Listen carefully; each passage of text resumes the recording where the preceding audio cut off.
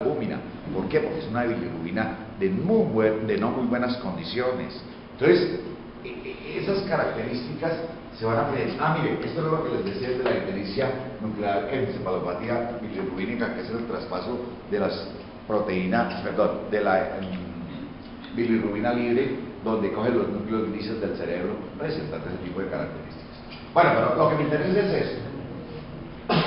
Sí, mire. Aumento de bilirrubina. ¿Listos? Págala a la siguiente y ahí completamos la esta. ¿Leni? Usted está poniendo la mano a ella y no me pone la mano allá. Ponga una allá y otra acá. No, porque bueno, entonces, ojo a esto. Se puede aumentar la bilirrubina libre, ojo, ¿cierto? Cuando se presentan elementos de dentro del organismo, que es lo mismo que repetí en la anterior, cuando hay una disminución de la albúmina, ¿cierto? O cuando compiten con sustancias como hormonas, ácidos grasos. Pero partamos de la base de lo siguiente: eso casi no sucede, por una razón muy sencilla. El organismo tiene adaptadas sus condiciones de transporte en el sentido de que no pueden pelear sus mismos componentes. Sus mismos componentes no pueden decir: quite de ahí que yo me meto y usted se fregó. No, esas características están dadas. ¿En qué sentido? En que todo está equilibrado y las cantidades son suficientes para que vayan unos, vayan otros y sigan cada uno, ¿cierto? Y sean transportados a los sitios que van. Si van para el hígado, todos van para el hígado, todos llegan al hígado, ¿cierto? Esas características se presentan con muy raras excepciones, muy poco. Los factores endógenos, de dentro del organismo. Pero los factores exógenos, ojo, exógenos, son elementos que se aplican a un individuo, que es la siguiente. Veamos los exógenos. Entonces, unos le quitan. Bueno, en el exógeno tenemos medicamentos, más que todos los medicamentos, y más exactamente lo siguiente: hay unos medicamentos que cambian las características de la albúmina, no la vuelven buena transportadora, ¿cierto? Esos medicamentos corresponden al ácido acetil salicílico. Toda esa serie de medicamentos que tienen como base química el ácido acetil salicílico, llámelo aspirina, toda esa serie de analgésicos, ¿sí?, compiten con la albúmina en el sentido de que le hacen perder calidad de transporte. Pero hay otros elementos que no es que compitan haciéndola perder calidad, sino que le quitan el sitio donde normalmente debe ser transportada la bilirrubina. Esos elementos se meten ahí a ser transportados. Entonces estoy hablando de la digoxina, la digoxina, la cafeína, el diazepam, la hidratroína, la furosemida, gentamicina, oxamicinas y sulfonamidas. Toda esa serie de elementos, pero esos elementos en dosis considerables quiero decir, no que se pongan la cantidad, sino los días de duración de la aplicación de un elemento. Vean que hay elementos que se consideran que se deben aplicar aproximadamente en 8 días, no más de 8 días, ¿cierto? Porque en ese tiempo no se presenta la competitividad, pero ya cuando ya se está aplicando por mucho más tiempo, llega un momento en que sí se presentan esas condiciones y sí se notan las características de desplazar esa bilirrubina de donde normalmente debe ser transportada al hígado, ¿cierto? Porque vean que todo lo que estamos hablando acá única y exclusivamente compite o tiene que ver es con la llegada de ella al hígado a ser conjugada, porque hasta el momento no sabemos qué es ser conjugada, ¿sí? Bueno, hágale a ver. Bueno, entonces ya llegamos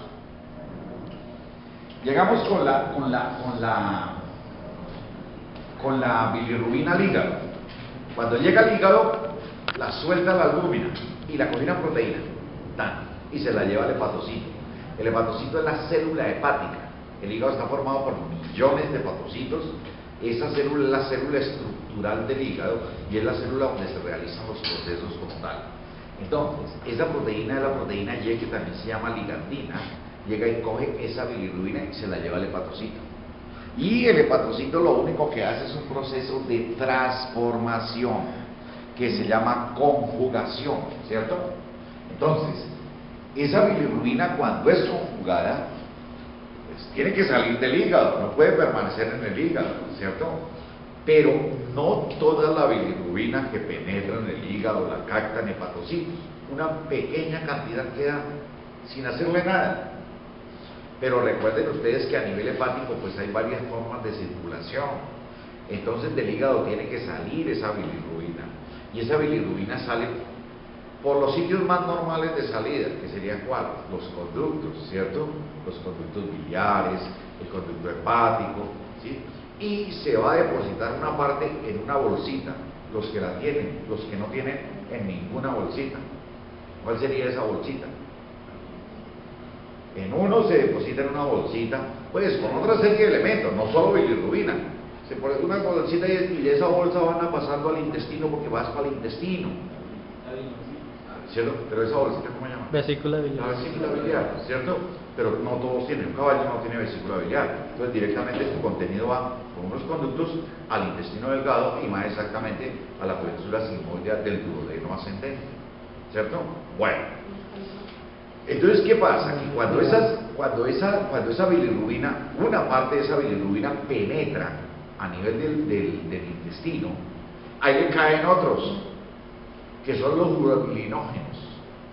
Y los urobilinógenos cogen no toda la proteína, no toda la bilirrubina conjugada, hay una partecita de bilirrubina conjugada. La otra que hace, se devuelve por la vena porta, otra vez para el hígado, pero se sale por las venas hepáticas a la circulación para hacer su proceso de pigmentación a nivel de los glóbulos. La necesita, va para allá.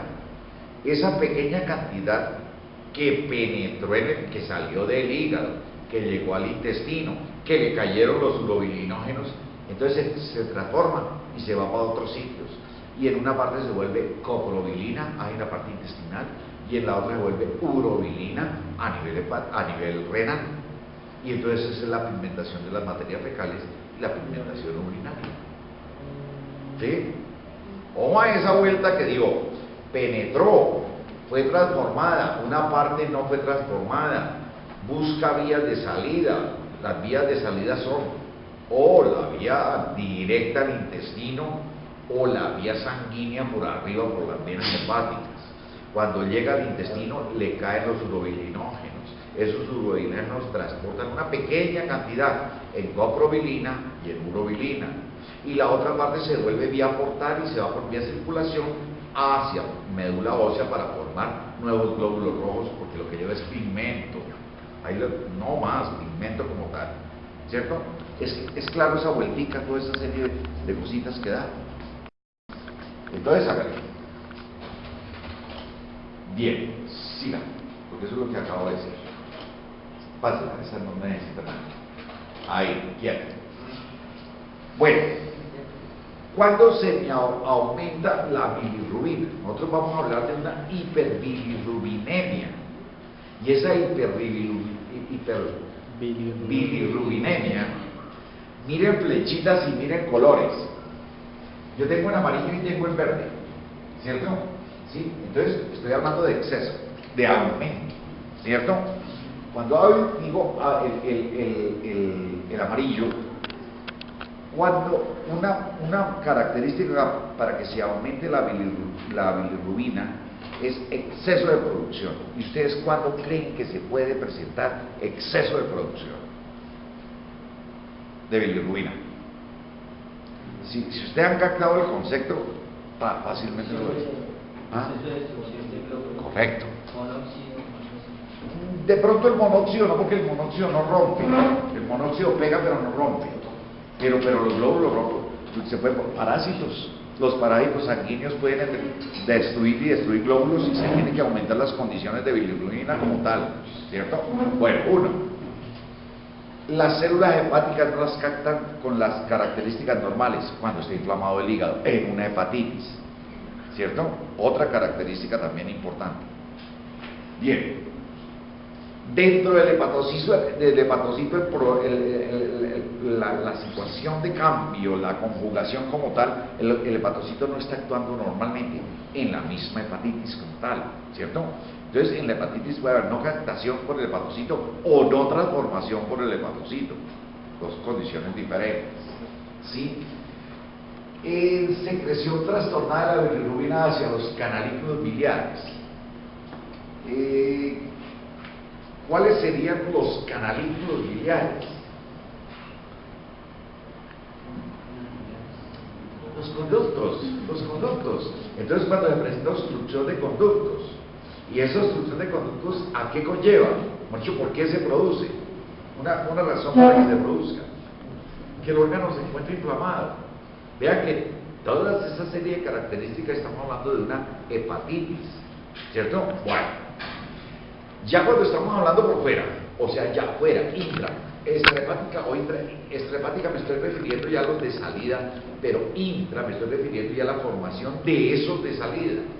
O sea, estoy hablando del conducto hepático, del conducto colédoco, que serían los dos que están sacando todo el contenido hepático y lo están llevando a la vía intestinal o lo están llevando a la vesícula biliar como tal.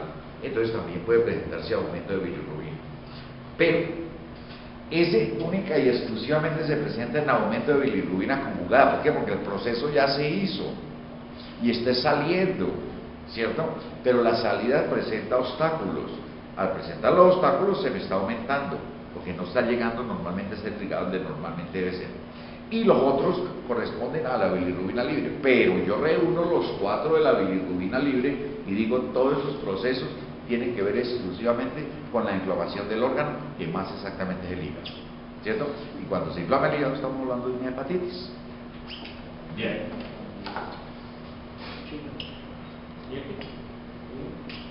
Ya. No, pero yo no sé si al acabar. ¿Ya qué conlleva eso? Mucosas ictéricas. Ese término Amarillas. en el cual las mucosas toman esas características. En la sangre aumenta también la concentración de bilirrubina. No quiere decir que la sangre vuelva amarilla, no, sino aumenta la concentración. Y obligatoriamente en la piel, porque la sangre pues es toda la serie de capilares que irrigan la superficie, pues tienen el mismo contenido de aumento de bilirrubina libre. Entonces lo que son mucosas, esclerótica es una mucosa, ¿cierto? La piel, pues considérenlo como un tejido que está protegiendo, pero que es irrigado, y al ser irrigado, pues también se ha afectado en esa cantidad de aumento. Entonces todo eso se llama ictericia. El color amarillento que toma las mucosas, que toma la piel en un individuo es una ictericia, pero esa ictericia tiene que ser producida por alguna razón, y más que todo las razones son hepáticas.